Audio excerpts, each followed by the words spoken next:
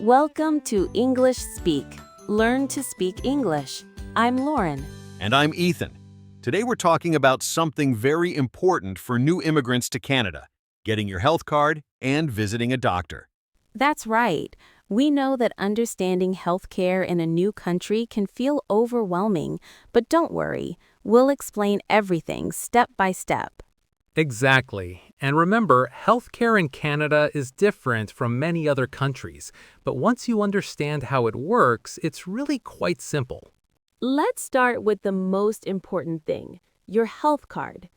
Ethan, can you explain what a health card is? Of course, a health card is like your passport for healthcare in Canada. It's a plastic card with your name and photo that proves you can get free medical care. That's right. And when I say free, I mean that many medical services don't cost money when you show your health card. Exactly. Things like visiting a doctor, going to the hospital, or getting blood tests are covered. That means the government pays for them, not you. Now, how do you get a health card? This is different in each province. In Ontario, you apply for OHIP. That's the Ontario Health Insurance Plan. Right. And in other provinces, it has different names. In British Columbia, it's called MSP. In Quebec, it's RAMQ. But the idea is the same everywhere. The important thing is to apply as soon as you arrive in Canada. You'll need documents like your passport, immigration papers, and proof that you live in Canada. Now, Lauren, let's talk more about those provincial differences, because this is really important for new immigrants to understand. Each province and territory has its own health insurance program with different names. Absolutely. Let me go through each province so our listeners know exactly what to look for. In Ontario, as we mentioned, it's called OHIP, OHIP, which stands for Ontario Health Insurance Plan. Your health card is red and white. In British Columbia, it's called MSP, which means Medical Services Plan.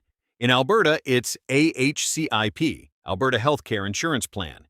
In Quebec, it's RAMQ, which stands for Régie de l'Assurance Maladie du Québec. And there are more. In Manitoba, it's called Manitoba Health. In Saskatchewan, it's Saskatchewan Health Card. In New Brunswick, it's Medicare New Brunswick. Nova Scotia has MSI, Medical Services Insurance. Prince Edward Island has PEI Health Card, Newfoundland and Labrador has MCP, Medical Care Plan. The three territories also have their own systems, Yukon Healthcare, Northwest Territories Healthcare Plan, and Nunavut Healthcare Plan. Now, even though the basic idea is the same everywhere, each province has slightly different requirements. For example, some provinces require you to live there for 3 months before coverage starts, but others might be different. Right. And the documents you need can be slightly different too.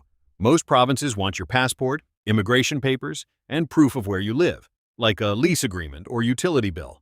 But some provinces might ask for additional documents. Here's another important difference. Some provinces cover more services than others. For example, Quebec's RAMQ includes some prescription drug coverage that other provinces don't automatically provide. British Columbia covers some eye exams that aren't covered in all provinces. Now, Lauren, let's talk about something that confuses many newcomers. What happens if you move from one province to another? This is really important because Canada is a big country and people move around for jobs, family, or education. Exactly, Ethan. Here's the key thing to understand. Your health card is only valid in the province that issued it. So if you have an OHIP card from Ontario and you move to British Columbia, you need to get a new MSP card. That's right. You can't keep using your old provincial health card if you move permanently to a new province. Each province wants to know that you actually live there and plan to stay there, not just visit temporarily. So let's say you move from Ontario to Alberta. First, you need to apply for AHCIP, Alberta Healthcare Insurance Plan, as soon as possible after you move. Most provinces require you to apply within 3 months of moving there. But here's something important. There's usually no waiting period if you're moving from another Canadian province. So if you already had OHIP in Ontario and you move to Alberta, your AHCIP coverage can start right away, not after 3 months. When you apply for your new provincial health card, you'll need to show proof that you've moved permanently.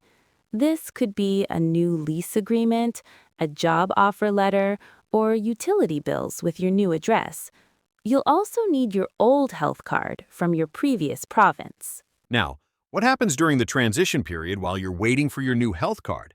Well, your old provincial health card should still work for up to 3 months after you move, but only for emergency services. That's important to understand.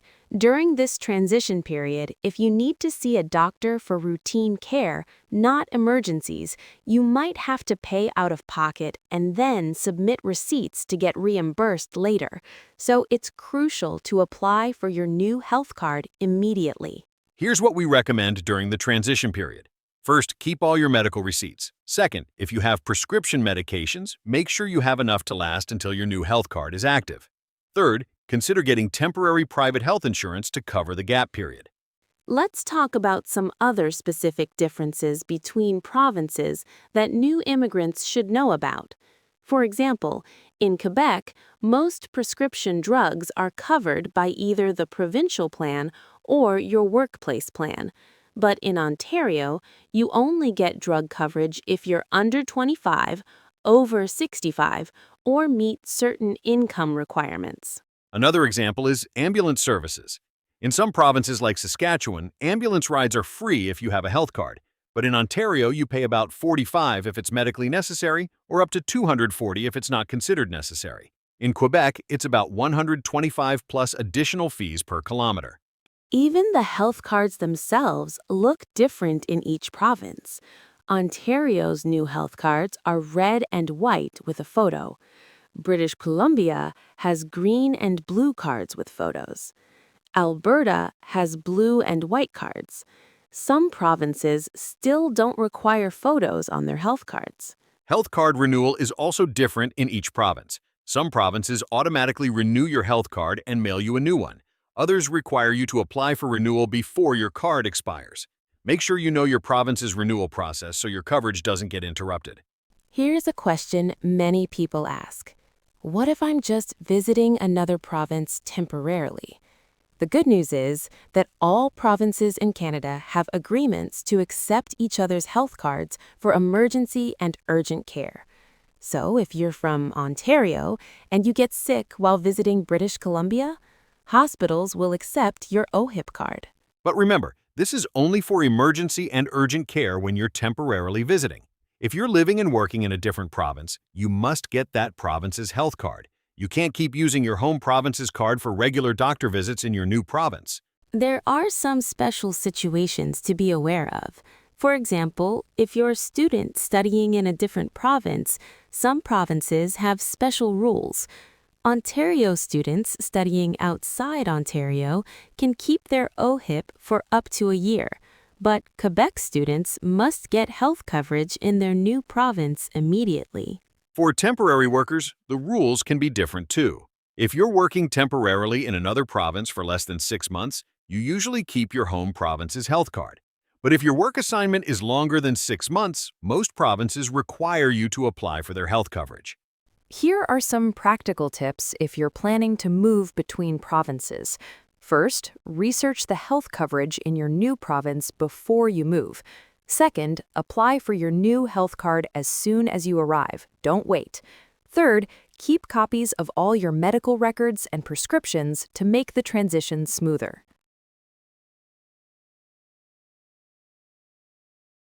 And fourth, start looking for a new family doctor in your new province right away. Remember, finding a family doctor can take time, so don't wait until you need medical care. Some provinces have online registries where you can put your name on waiting lists for family doctors. What if you need medical care urgently during your transition between provinces?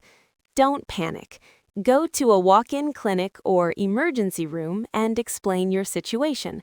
Show them your old health card and any paperwork showing you've applied for your new one. Many healthcare providers understand this transition period and will work with you. Another important difference between provinces is special healthcare programs. For example, Ontario has OHIP Plus, which covers prescription drugs for people under 25. Quebec has its own prescription drug insurance that everyone must have. Some provinces have better coverage for mental health services or physiotherapy than others. Before you move to a new province, we recommend visiting that province's health ministry website. Each province has detailed information about their health coverage, application processes, and what services are included. You can also call their health information line if you have specific questions. Here's something that might reassure you. All Canadian provinces have reciprocal billing arrangements. This means that if you get emergency medical care in a different province, the provinces will bill each other automatically.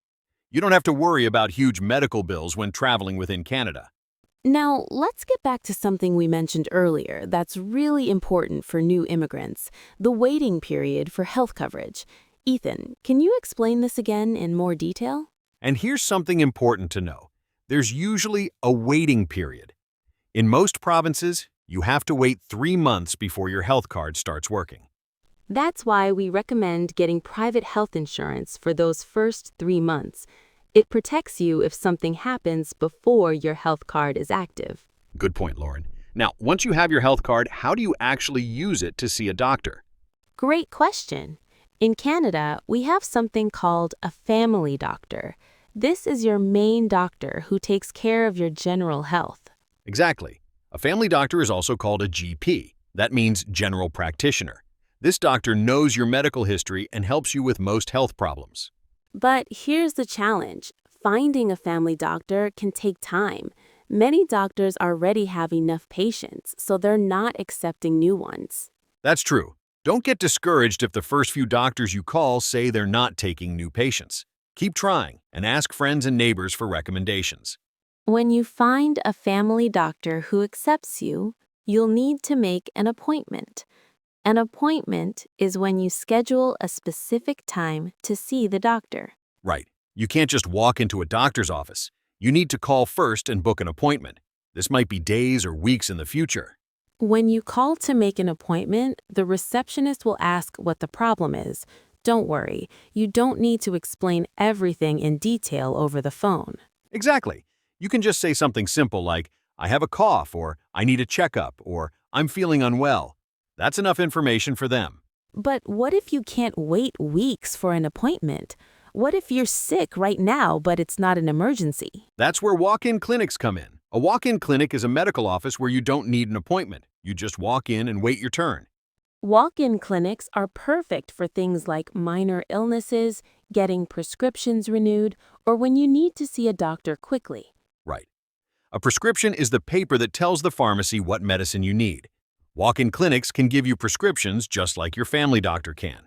The wait time at a walk-in clinic can be different depending on how busy they are.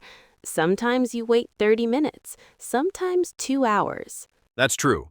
Some walk-in clinics let you check online to see how long the wait is, or you can call and ask before you go. Now, let's talk about emergencies. What's the difference between going to a walk-in clinic and going to the emergency room at a hospital? Great question. The emergency room is for serious, life-threatening problems, things like chest pain, difficulty breathing, serious injuries, or if you think you might die.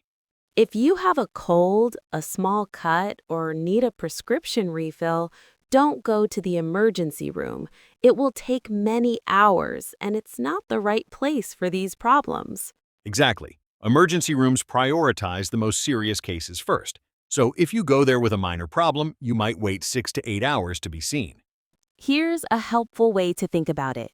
Can this wait until tomorrow?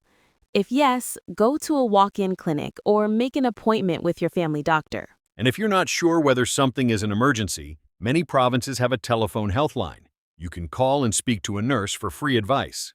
That's such a good resource. In Ontario, you can call Telehealth Ontario at 1-866-797-0000. They help you decide if you need to see a doctor right away. Now, let's talk about something else you might hear about, a referral. A referral is when your family doctor sends you to a specialist doctor. Right. A specialist is a doctor who focuses on one part of the body or one type of problem. For example, a cardiologist specializes in heart problems. In Canada, you usually can't go directly to a specialist. Your family doctor or a walk-in clinic doctor has to give you a referral first. This is very different from some countries where you can choose any doctor anytime. In Canada, your family doctor is like the gatekeeper who coordinates your care. That's actually helpful because your family doctor knows your whole medical history and can help you make the best decisions about your health. Let's talk about some cultural differences that new immigrants might notice. Ethan, what should people know about doctor-patient relationships in Canada? In Canada, doctors usually treat patients as equals. They explain what's wrong and discuss treatment options with you. It's okay to ask questions and give your opinion. That's right. Some cultures have more formal relationships with doctors, but in Canada, you can speak directly and honestly with your doctor about your concerns.